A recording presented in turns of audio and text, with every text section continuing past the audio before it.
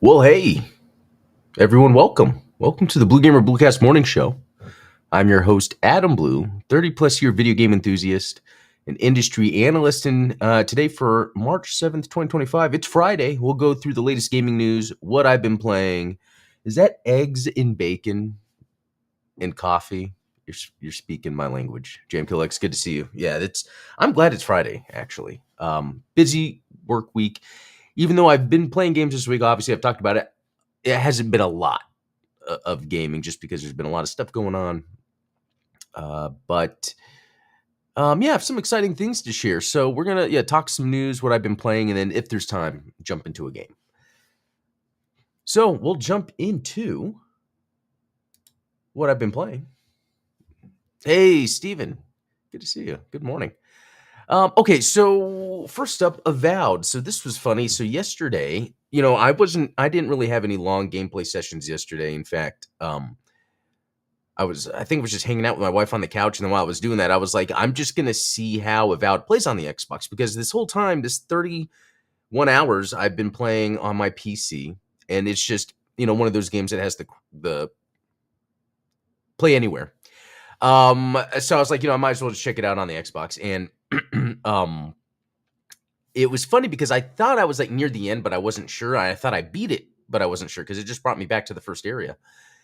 But when I jumped back in, I went and talked to someone, and then it unlocked the last boss. So what? It was just working. Do I just leave it? No, let me refresh.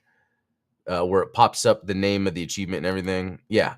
Completed Avowed on any difficulty. So I have officially completed Avowed, and I'm proud of that, just because it's very easy for me to play a game and then just kind of move on and not finish it, which is fine.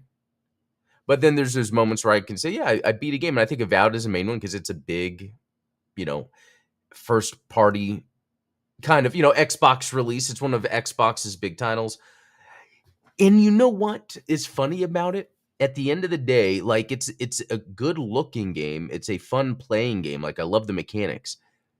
But it is not like a 2025 prestige first party title. But what this is it just takes me back to the Xbox 360 era that Microsoft was known for, where they just had titles that were just fun. Back then, any game could have good production value because I think graphics at that time were at a point where anything kind of looked good, when it came to the 360. But the games were just fun. It was more about the fun. And I think we're going to start slowly seeing that a lot more, where there's this ceiling that's hit with graphical fidelity. And I think Avowed is an example of that, where if you look at Avowed closely, the graphics aren't amazing. The art style helps, in the effects of the engine, Unreal, to make things look realistic.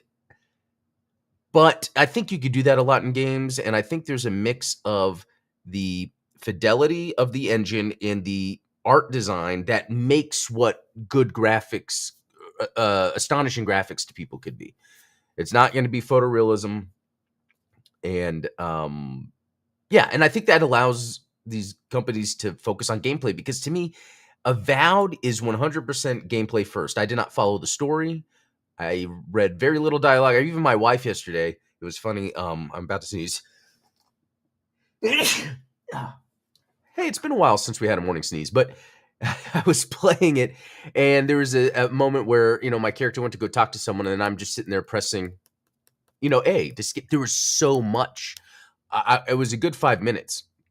And my wife is like, why aren't you reading it? It's like, you know how long we'll sit here? And then I brought up an example. We'll play It Takes Two, and there's dialogue too. And like after some time, my wife will look at me and press a button, like, can we just start playing? And I'm like, yes. In It Takes Two, you have to hold down, both players have to hold down B at the same time. But I just think it's funny. But then it depends, because what if Avowed was really a Gundam Universal Century game and those dialogue options? Then I would sit there and be doing all the dialogue options.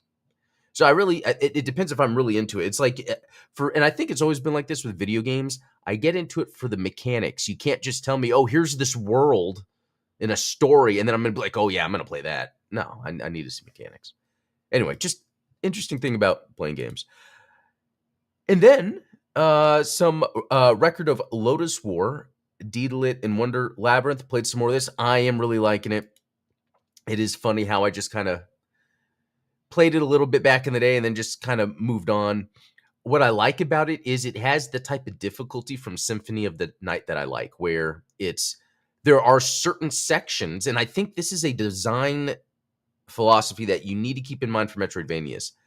But there are some sections where between one save point and another, it takes some time to get to. And the game is kind of testing your health to make sure you don't die by the time you get there. Because what then ends up happening, you'll get an item or an unlock or something that then that section that you had to be careful through, now you can get through easily because there's like a shortcut or something. But it's like the initial traversal of certain sections from save points should be a challenge for a certain amount of time. And I love that because it really makes me feel like I'm not just going through, like, if sometimes if I die, I'm like, oh, okay, so now I got to think about this. And I think it's the same with the bosses in this game. And you guys have seen when I've played the bosses where you switch, fire and wind, like Ikaruga, the black and white. And like I'll die, but then I can go in and then beat the boss. The pacing is well done. The only complaint I have about it, I forgot if I mentioned this yesterday, is the map layout. When you look at the map, it has no context to anything. Like in Castlevania, it looks like a castle. But in this game, it's just squares and blocks that are shaped around each other. And so that kind of pulls me out of being in the world. Yeah, I feel like I talked about that yesterday. And yeah, that's about it for all I played yesterday. Yeah, if I think about any other little device I could be picking up on playing a game, no. And again, it wasn't too much time. It was just after work, hanging out with my wife in the living room, jumped on Xbox a little bit. Yeah, and that's the thing. I was playing Record of Lotus War on Xbox, so I was playing it mainly on PC, but remember that slowdown? And I still haven't got to fixing that. But I could play it on the ROG Ally and it's fine. And then I was playing it on the Xbox. And what I love about all three of those platforms is it was cross play, cross save. I can just jump back into it. The same with Avowed. I loved it. That Avowed, I mean, that's why the Xbox is in the living room and not the PS5, because the Xbox is the gateway to continuing my game sessions. Okay. We're going to jump into some news. Respawn has seemingly canceled its unannounced FPS multiplayer game. Just wanted to bring that up because Respawn's huge. Respawn is an example of a creative-led developer, and EA knows that. And so EA, they even did Apex and the Star Wars games, a lot of cool stuff. So they know how to make fun games. So it's very interesting. And they canceled the Star Wars Mandalorian game, and now they're canceling that. Interesting to see what happens with Respawn or what happens with the creatives inside Respawn. Okay, RoboCop Rogue City is getting a sequel this summer, which is pretty cool. It's a standalone sequel. It's not even an add-on or anything, but it seems like it's going to be different than the initial game. So I played, and let me pull it up here. I played 3 hours and 1 minute of RoboCop Rogue City, and I had fun with it. The only problem with it, really, for me, is it's more of a Skyrim type of game where it's really about going up to characters, talking to them, and not even like Avowed. Avowed was able to make it where dialogue was really only at the start or end of a quest and not like part of, I don't know how to explain it, but in a game like RoboCop, you do have to spend time going places, talking, before you get into combat. What's interesting about this sequel is that apparently it's like Dread or The Raid, where it's just a large tower that you have to work your way through. This makes me think it's going to be more action focused. So I'm definitely into trying this out when it comes out. Yeah. Yeah, because again, more it seems like it's more action focused than that open world. Like the RoboCop was kind of an interesting Rogue City, an open world, but it's if you like RoboCop, it feels like you're in it, and that's awesome. Um, okay. Oh wait, you didn't do the dialogue from GB4 though. Yeah, that's another example where I just skipped through it all, and that's funny. Okay. Free Prime gaming titles. So I love this that Amazon Prime will give you free games. I mean, and I was actually talking with Steven about this yesterday, how like Amazon Prime is a good deal. And in fact, last year my wife and I we were like, okay, let's cancel it. Let's go a month. See what it's like, calculate, what something we would need to buy, etc. And we were able to determine, with the Prime Video and all that, it's worth it. And on top of that's the video games, and I forget about that. And yeah, so Saints Row the Third, Mafia 2, like Wolfenstein, Behold. I mean, there's games that I wouldn't even play. Legacy of Kain, Defiance. There's so many games that I don't know, see, are these other ones? I hate these ads. Um, oh, I guess some are these other titles? Fortnite, interesting. So I guess they're making it where maybe it could be streamed on Amazon Luna or something. Because right now, like on Xbox, you could stream Fortnite for free on the cloud. I think they're going to change that, but at least for now. Anyway, just it's so easy nowadays to just play games. But here's an interesting thing I was thinking, because I was thinking about like there's so many storefronts, there's so many games, there's so many on sale. If you want to buy a game, you can like wait and get it on sale. I mean, are we getting to a point where there's too much? And not just there's too many games, but then how they're delivered to you. And then there's like free games all the time. And we see all these issues that happen with the video game industry all the time, where games are getting canceled, people are getting laid off. But I'm feeding into, oh, game on sale, free games. Like, I wonder how much the game industry is really just hurting itself, you know? And if you look at like Nintendo, how often are their games on sale? They're not. And they have certain things where it's like buy two games for 100 or something like that. Or if they do have a sale, it might be a good, like, 10 or $15 off every once in a while, but they're always full price. And I think there's something that happens with gaming where it gets to a point where it's like, it's like on Netflix where you're looking at, you don't know what to watch and you're scrolling. I don't know if you guys do that. I do that. Um, and I feel like games can be that way if you don't have like some sort of directive for when you're playing games. And maybe, people don't have that many issues. But for me, for instance, like I have to tell myself a lot, okay, I have to like talk with myself about, okay, Avowed, should I finish it or not? And I got to a point, it's not about story, it's about having fun. I'm like, you know what? I've experienced a lot of this game. I'm done. And then I just wanted to test where I was, and I ended up beating it. And wow, do I feel good that like it's actually gone. Like there was almost this feeling in the back of my mind where, okay, yeah, I actually saw through the end. I don't need to do that for every game, but like even recently seeing me jump into all these Metroidvanias, it's almost like the Guns of the Castlevanias I was playing that I love to play. It's like I needed that fulfillment. Guns of Fury did that for me. That's done. Oh, I need something else, and then I'll try some, and they don't hit the spot. But Record of Lodoss War did, and I think it's because I now know what to look for.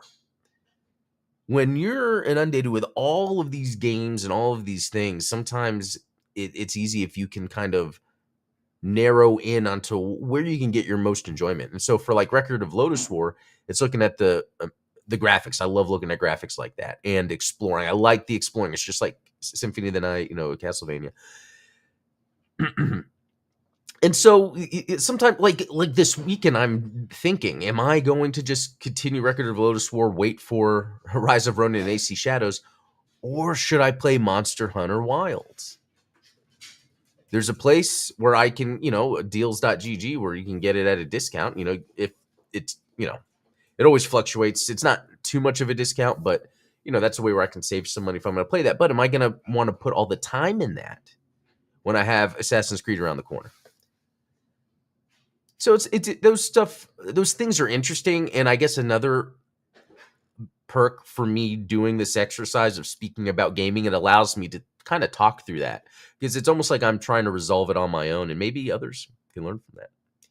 And it really just sparked from seeing this whole list of awesome free games, that there are so many free games everywhere. And actually, the other aspect too that I was trying to compare it to is like looking at my kids, and my kids don't play a bunch of different games. There's just a couple of the free games that they play. Sometimes a paid game, but yeah, it's not the same. But again, and it's something I brought up before, I do think the biggest disservice the video game industry does is it acts like its market is bigger than it is. It does. It makes it seem like, oh, a video game makes high sales, and then my video game can make high sales, and it's not like that. But anyway, moving on. Nacon Connect, everything announced. So this was some game announcements yesterday, and that's where we got actually the RoboCop. A couple of things is Cthulhu Cosmic Abyss. I think there's a couple Cthulhu style games that they, Lovecraftian cosmic horror that they announced. But like looking at this, just that looks cool. Skimming through this, I'm not seeing gameplay mechanics. I'm just seeing cutscenes. So that's when I'm like, okay, I'm going to move on. The Mound, Omen of Cthulhu. There's another one. Another Lovecraftian thing. Okay, right here we're seeing what looks like it could be more gamey. A little freaky, actually. But I kind of like that. So that looks cool. I mean, who knows? Oh, here we go. So we're seeing bottom left. Oh, because it could be 4-player co-op. This is neat. This is neat. I love this kind of idea, almost like Indiana Jones, but what if it was like cosmic horror? Does that exist? Indiana Jones, but cosmic horror? It might.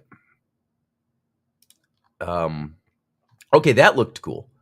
First-person horror game with online co-op for up to 4 players. Because it's a co-op for 4 players, that makes me think it is super gameplay mechanic heavy. So I'm going to have to remember that. The Mound. Omen of Cthulhu. I need to remember that. Styx, Blades of Greed. There's been a couple of these games. They seem like really cool, like stealth action games. I just never see no gameplay. I don't care. And then Rent Sport. So this is a racing game, which, you know what? I saw, and actually they might even have it here.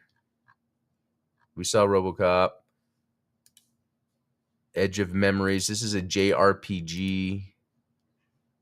Oh, I mean, some of that. Okay, see, we're getting into the Breath of the Wild looking stuff there. Is that real-time combat I'm seeing? This could be neat. Release this fall. I'll need to keep an eye out for that. The Occultist could this be another Cthulhu game? Just showing some stuff. Yeah, I'm just skipping through just like I do with cutscenes. The Fading of Nicole Wilson. Is this like a walking simulator? Yeah. Okay, this looks cool. Probably not my type of game. It's just like survival or Hell Is Us. This looks cool. I saw. Let me see if I can jump to it. I saw some game because this is the investigation gameplay, so that's why this is going to be a little boring. But I actually saw a combat video, so you can see it's third person here. I saw a combat video where it looked just like Souls, and I'm just saying that just to kind of quickly get to what it looks like, but it could play completely different. That could be cool. That could be cool. Dragonkin, The Banished. Yeah, this is something that's actually out right now. I think it's like early access or something. Looks like a cool action RPG type. I might check it out. I do like, using different spells together. Okay, this is, I saw that racing game above, and I was like, there's something else that looked interesting. And I don't think I've played a racing game in a long time. The last time that I had fun with a racing game, I think was what was it? Forza, one of the Forza Horizons. It might have just been 2 or 3, not any of the recent ones. And as much as I liked it, I think what I didn't like was the padding that would come from it being open world. So when you wanted to go to your next race, you raced to it. And then there was like the hidden things to find on the map, which seemed more of I need to do it rather than I want to do it, if that makes sense.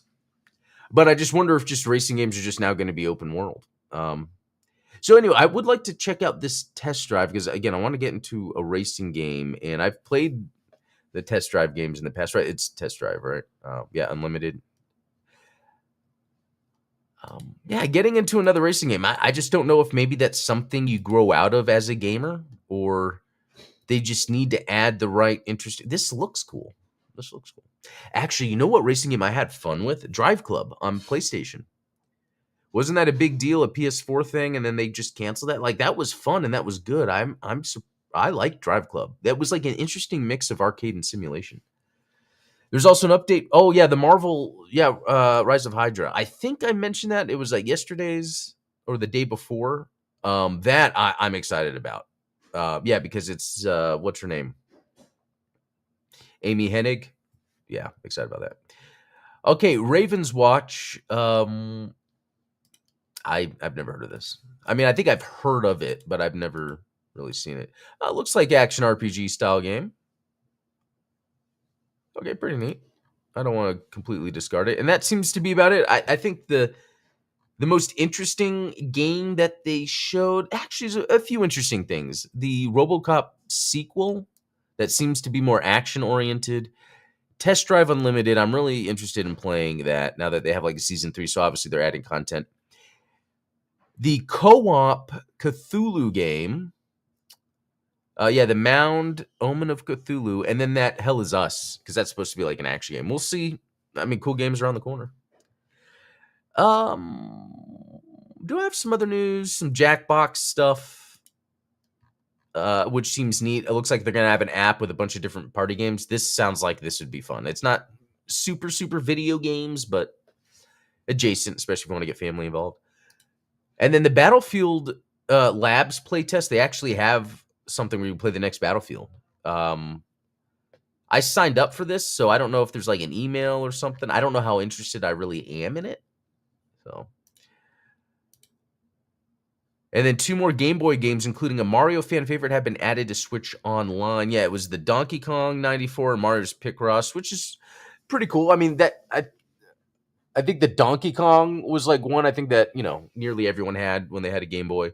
I can't say I played Mario's Picross, even though I know what the Picross is. And then lastly, indie developer We Level raises 5.7 million in funding for wait, it says the studio will use investment to support its in-house AI platform.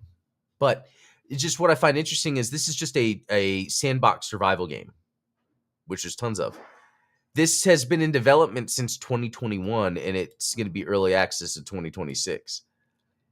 And like my first thought is like, why? Like, we've had enough of this, but it could be that they've been able to play it and see that there's something special about it. I would like to find out. So I want to keep this in mind. We Level AI platform, sandbox survival. Investors are from Roblox, Shopify, Crunchyroll. So it's like, So it's like, is this when it comes out, that can kind of tell us who is backing it. Does that mean they saw something special? Or if it comes out and it falls on its face, is that just another example of people see these survival games or AI driven stuff? And yeah. Okay. Now, this is what we're going to do. There's a game that I wanted to try. It's called Heart Abyss. I think we looked at a video of it yesterday. I'm going to jump into it.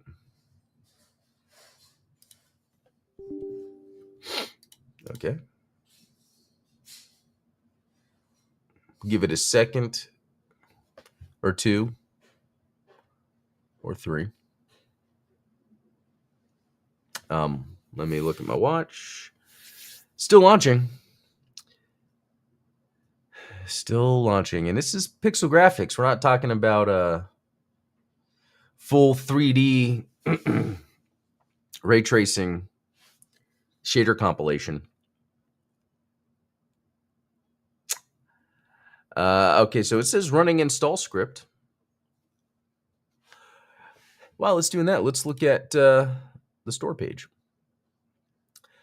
Because, yeah, graphics look good. It says Metroidvania, but sometimes they might not be a Metroidvania.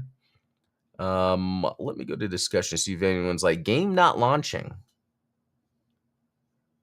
A lot of Russian in there, so I don't really... Yeah, people seem to be playing it, so for some reason for me, let's cancel. And let's hit play.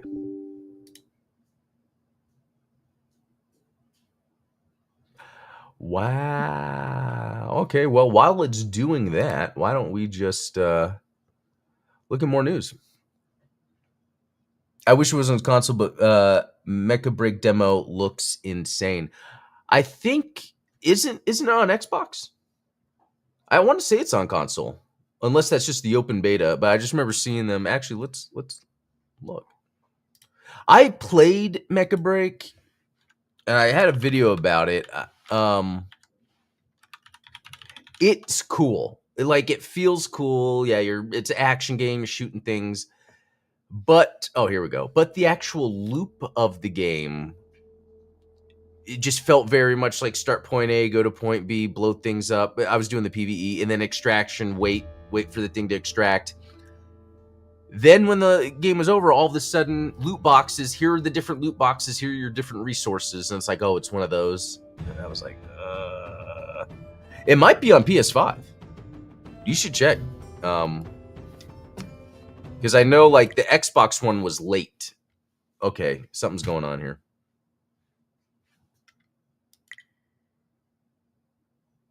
Give me just a second. It might not be on your end. It might just be my end. It probably has to do with... Okay, come on. Let me turn this down a little bit. Wow, this is really rough. Okay, so I'm gonna turn it off full screen because it's causing issues for me, but I can't make it bigger, can I? I think this is fine for now.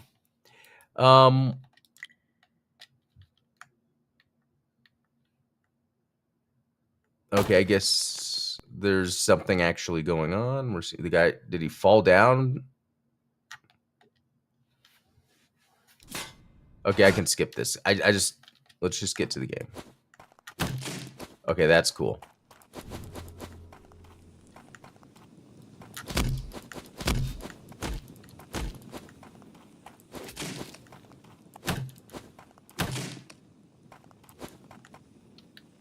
Ooh. Oh, nice. Oh, that was close. Okay, I like what this is doing. This feels very different than what I'm, normally playing. This has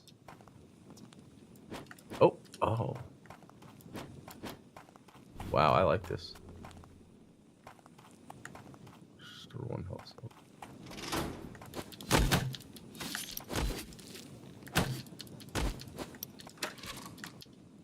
Oh, okay. I guess I died. Let's see. I wonder if there's a trick to all this.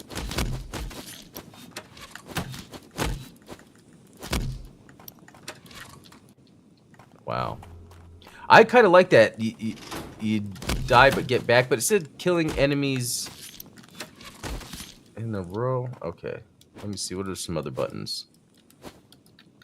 It's just punch and dash. Okay.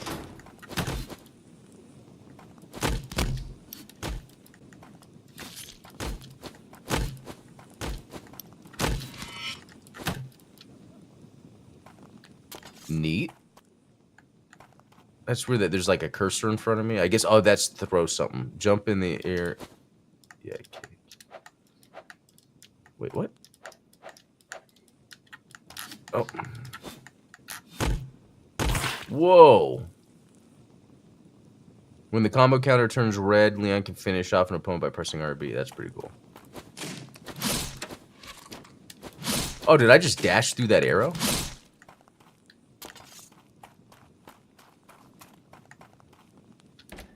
Why? Because.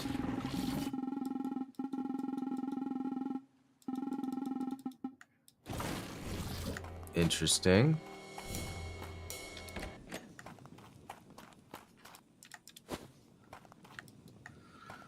Oh, maybe I'm supposed to do something in here? Oh, yeah, just jump down. Okay, yeah, this is the place to go. Oh.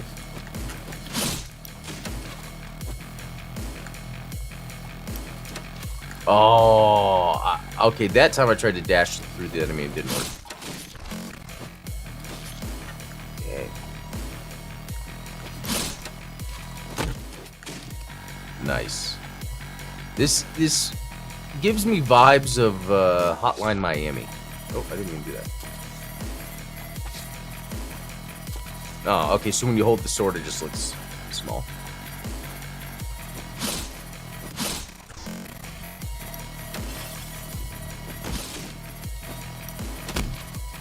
Oh.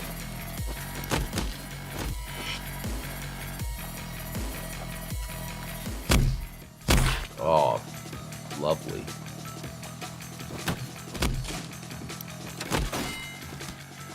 Oh, wow. I wonder if I could jump back up that way. Oh, I can. Wow, this is pretty cool.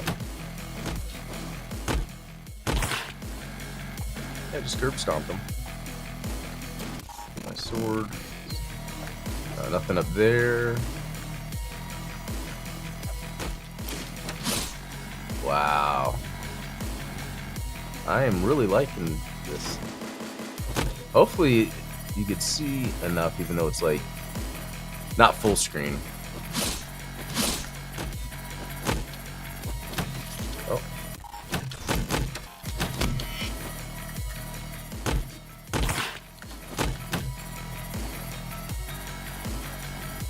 For double in the air, double press B. Nice. Okay, you know what? I got to jump, but that was cool. That felt very different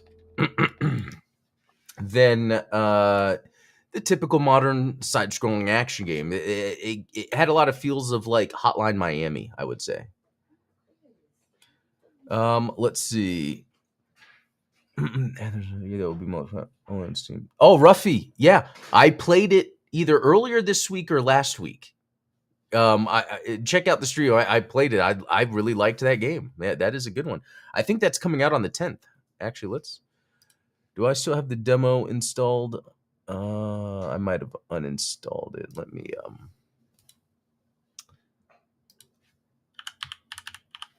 let's see. Ruffy in Riverside is just still says coming soon. But I want to say I saw it said March something. Yeah, that one is definitely fun. All right, well, guys, I'm gonna head out. That was a lot of fun. Have a good weekend. And I'm gonna try to stream a game. I'm gonna try to stream some gaming this weekend. So I'll let you guys know. Anyway, have a good weekend. We'll see you next week.